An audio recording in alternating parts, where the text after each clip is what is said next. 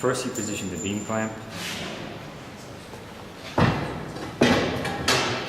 then you have a nail on the side onto the LVL to allow it to remain parallel.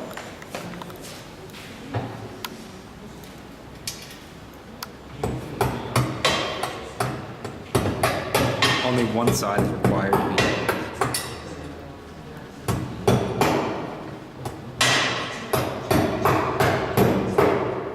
Once you nail it, then all you need to do is hammer in the wedge onto one side of the clamp. Yep, done. So this is a beam.